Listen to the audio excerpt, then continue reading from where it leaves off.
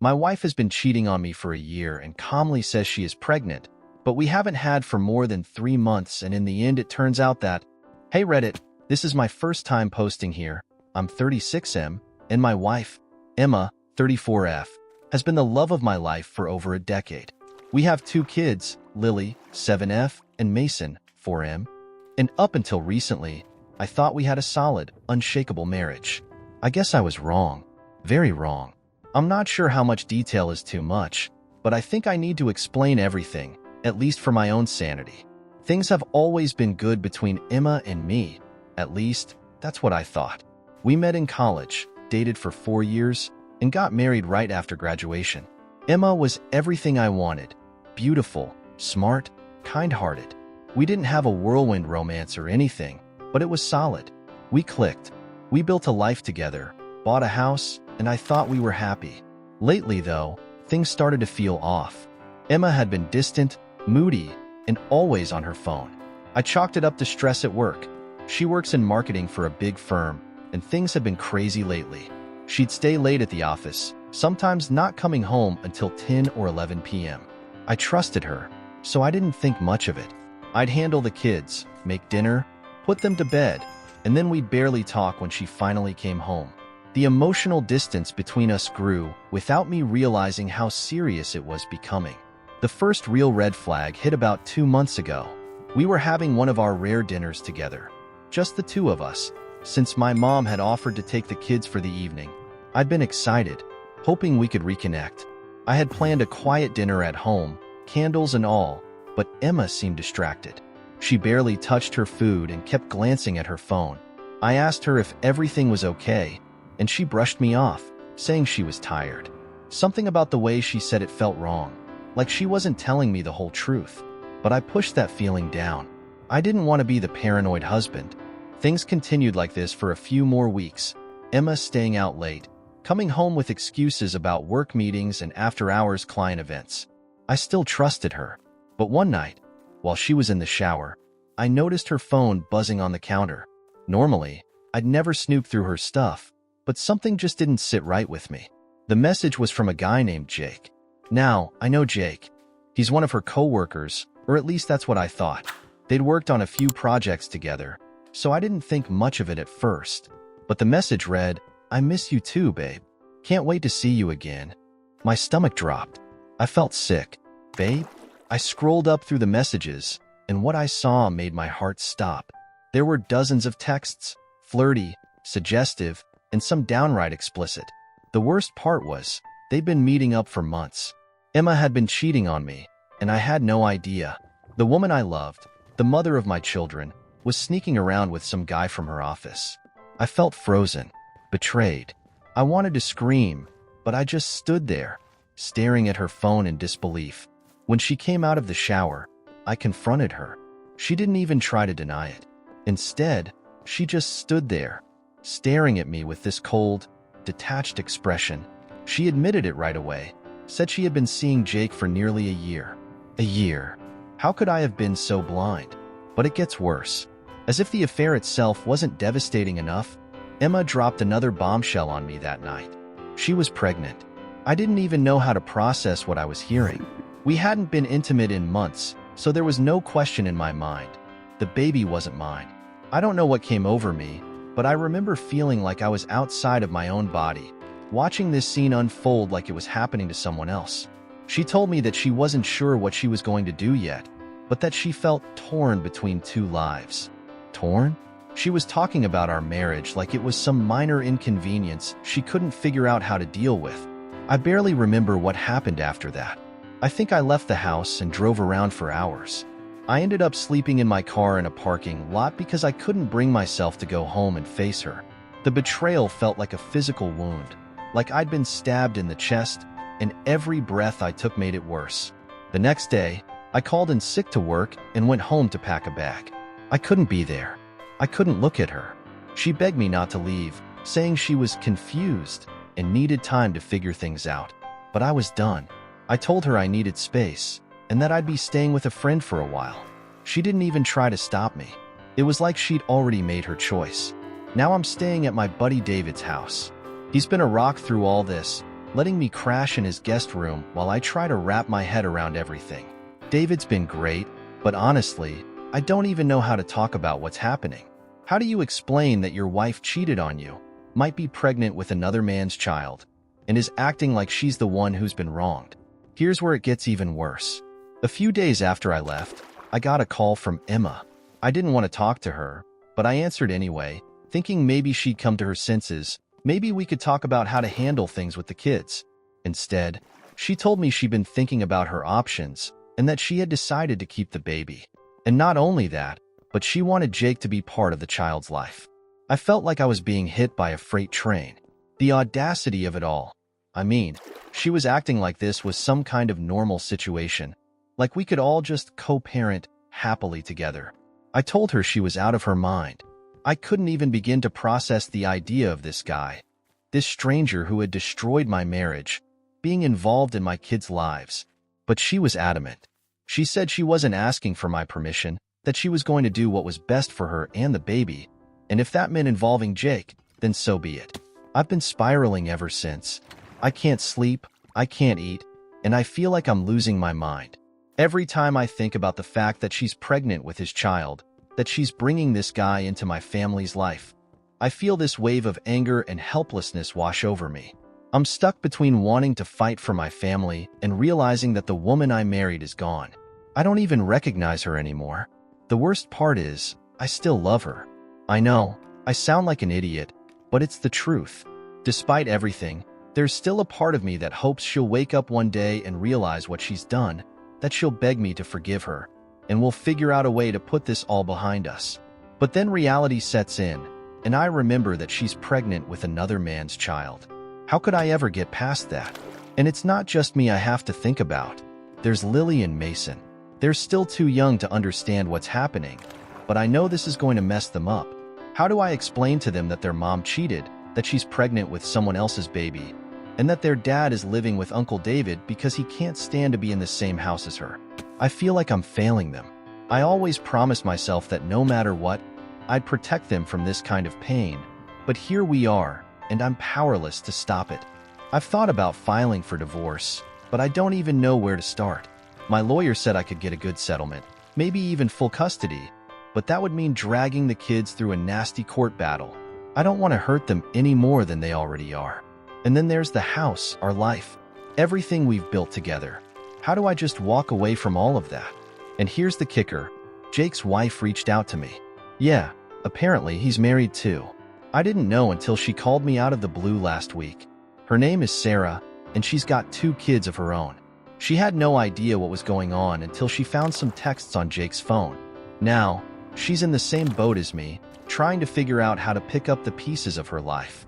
We talked for hours, and it was weirdly comforting to know I wasn't the only one whose life was being ripped apart. But at the same time, it made everything feel so much worse. It's like this whole situation is bigger than just me and Emma. It's destroying other families too. Sarah told me she's thinking about divorcing Jake, but she's not sure if she can do it. She said she still loves him, despite everything, and can't imagine raising their kids alone. I get it. I hate that I get it, but I do. We both talked about how stupid we feel, how ashamed we are that we're even considering trying to work things out with the people who betrayed us. But love is messed up like that, isn't it? It makes you hold on to things you know you should let go of. I don't know what I'm going to do. I've been talking to a therapist, trying to make sense of everything, but there are no easy answers here. Part of me wants to burn it all down, file for divorce, get custody of the kids, and never look back. But another part of me still clings to the hope that maybe, just maybe, we can find a way through this. I know I sound pathetic, but this is my life. This is my family, and I don't know how to just walk away from that. For now, I'm taking it day by day. I've told Emma I need more time before we make any decisions about the future. She seems okay with that, but I know the clock is ticking. Sooner or later, I'm going to have to face the reality of this situation and make some tough choices. I just hope I have the strength to do what's right. I guess I'm posting here because I don't know what else to do. I need advice. I need someone to tell me I'm not crazy for still loving her, or that it's okay to walk away. I don't know. Maybe I just need to hear that I'm not alone in this. So yeah, that's my story. Thanks for listening. Reddit update. Hey Reddit, I didn't think I'd be back so soon with an update, but things have gotten so much worse. I'm at my wit's end, and I honestly don't know how much more I can take. It feels like my life is unraveling at the seams, and every time I think I've hit rock bottom, something else happens that sends me spiraling even further down. If you read my first post, you know my wife Emma cheated on me with a coworker, Jake, and is now pregnant with his child. It's been a few weeks since I found out, and things have just gotten messy. I've been staying at my friend David's house, trying to figure out my next move, but nothing seems clear anymore. The situation has escalated in ways I never expected, and now, it's not just about the affair. It's about so much more. For starters, let's talk about Jake's wife, Sarah. We've been in touch regularly since we discovered our spouse's betrayal. It's been weird, to say the least, bonding with the wife of the man who helped destroy my marriage. But Sarah's been a source of comfort too. She understands exactly what I'm going through. And there's something oddly reassuring about having someone to talk to who gets it. We've been meeting up for coffee to vent about our situation, and it's clear that she's just as broken by this as I am. Here's where things start to get complicated. A couple of weeks ago, after one of our coffee meetings, Sarah kissed me. I was completely caught off guard. I mean, I'm still married barely, and she's still trying to decide what to do about Jake. But in that moment, it was like we both just needed to feel something other than the pain we were drowning in. The kiss didn't last long, and we both pulled away, immediately apologizing to each other. It wasn't romantic, at least not in the traditional sense. It was more like two broken people clinging to the only other person who understood their pain. I swore to myself that it wouldn't happen again, that we were just emotional wrecks who made a mistake in the heat of the moment. But the truth is, that kiss has been stuck in my head ever since. It was wrong, I know it was, but it made me feel something. Anything. Besides the anger and sadness I've been living with, I haven't told anyone about it, not even David. I'm not sure how to even process it. I don't know if it means anything, or if it's just another symptom of the chaos that has become my life. Then, just when I thought things couldn't get more complicated, Jake decided to make his move. I guess he found out that Sarah and I have been meeting up, probably from snooping through her phone. Ironic, right? And now he's acting like the victim. I got a call from him last week, completely out of the blue. He had the audacity to accuse me of trying to steal Sarah from him. The conversation quickly escalated into a shouting match, with him blaming me for everything, claiming that if I had been a better husband, Emma wouldn't have looked elsewhere. That was it. That was the final straw. I lost it. I told him that if he ever tried to contact me or my family again, I'd make sure everyone at his office knew exactly what kind of person he was. I even threatened to take legal action if he tried to interfere with the custody of my kids. The guy had the nerve to laugh at me, saying I had no idea what I was getting into, and that he and Emma had plans for the future. What plans? What the hell did that mean? My blood was boiling. It took everything in me not to drive over to his house and beat the crap out of him. But I know that wouldn't solve anything. It would only make things worse. So, I hung up, blocked his number, and tried to calm down. But the damage was done. I could feel the rage simmering beneath the surface, and I didn't know how to contain it anymore. And then, because apparently, the universe wasn't done screwing with me, Emma dropped another bombshell. She wants Jake to move in with her. Into our house. The house we bought together. The one where we've been raising our kids.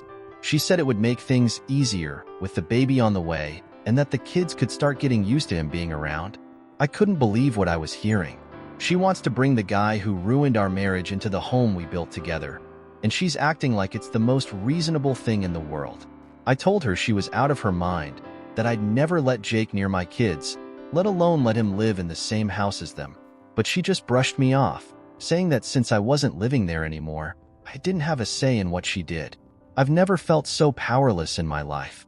She's twisting everything around, acting like I'm the one being unreasonable. And the worst part is, I'm terrified she's going to go through with it. I'm scared that I'll come home one day to pick up Lily and Mason, and Jake will be sitting in my chair at the dinner table, playing dad to my kids. I've spoken to my lawyer about this, and he's been helpful, but there's only so much he can do. Legally, Emma's entitled to live in the house as long as we're still married.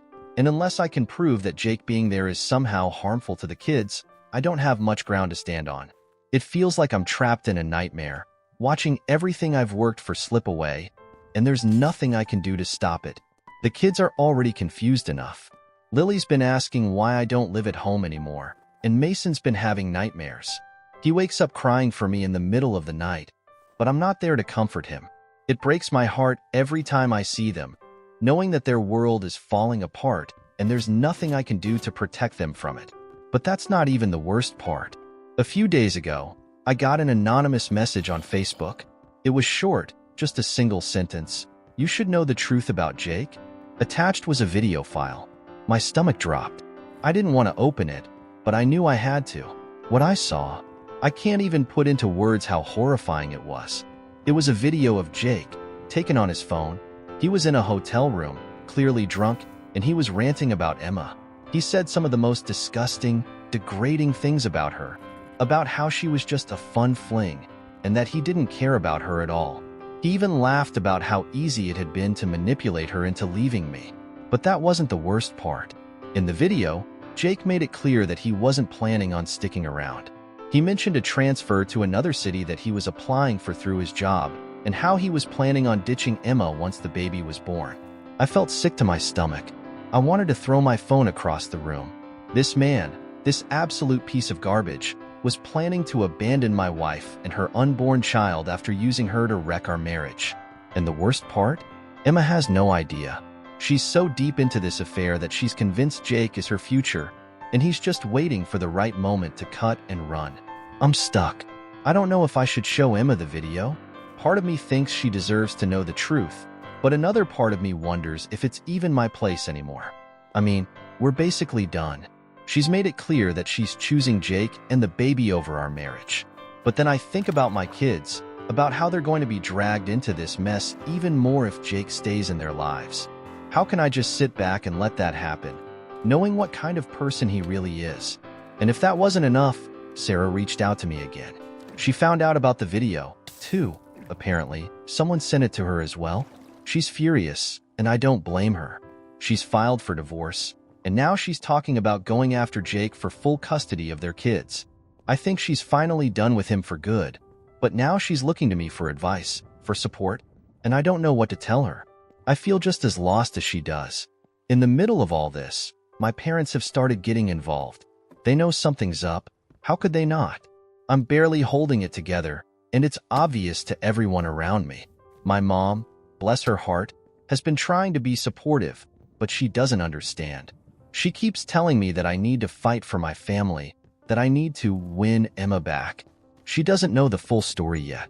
I haven't had the heart to tell her that Emma's pregnant with another man's baby. I don't know how she'll react, but I know it'll break her. She loves Emma, has always thought of her as a daughter, and I don't want to be the one to shatter that illusion. My dad, on the other hand, has been pushing me to go nuclear. He thinks I should go public with everything. Tell the whole family. Take it to social media, whatever it takes to expose Emma and Jake. He says that if I don't, I'll end up losing the house, the kids, and everything else. But I can't bring myself to do that. I don't want to drag my kids into this mess any more than they already are. I don't want to be that guy who airs all his dirty laundry for the world to see. I just want to get through this with as little damage as possible, but it's starting to feel like that's not an option anymore. Every day feels like a new battle. I'm fighting with myself over whether to show Emma the video, over whether to go through with the divorce, over how to handle Jake's involvement with my kids. And then there's Sarah, who's becoming more and more entangled in my life. I didn't ask for any of this. I didn't ask to be the guy whose wife cheated on him, who's now caught up in this insane drama with another family. But here I am, and I don't know how to move forward. I guess the biggest question I'm wrestling with now is, how do I protect my kids from all of this? How do I make sure they're okay, that they don't get caught in the crossfire of this nightmare? I love them more than anything, and I don't want them to suffer because of the mistakes Emma and I have made. But every time I think I've found a way to shield them from the fallout, something else happens that pulls them deeper into the mess. I don't have any answers right now. I feel like I'm just going through the motions, waiting for the next bomb to drop. Part of me wants to pack up and disappear, start fresh somewhere far away from all of this. But I know that's not realistic. My kids need me, and as much as I want to escape, I can't abandon them. So, Reddit, that's where I'm at. I don't know what to do next, and I don't know if there's even a right way to handle this anymore. I feel like I'm drowning in betrayal, anger, and confusion, and I don't see a way out. I guess I'm just hoping that someone out there has been through something similar and can offer some advice. Because right now, I'm lost. Update. Hey Reddit, I'm back again with what I can only hope is the final chapter of this nightmare. Since my last update, I've been doing a lot of thinking, weighing my options, and I've finally made a decision. One that I never thought I'd make. But after everything that's happened, it feels like the only option left. I've decided to take extreme measures, and I'm going to expose Emma and Jake publicly.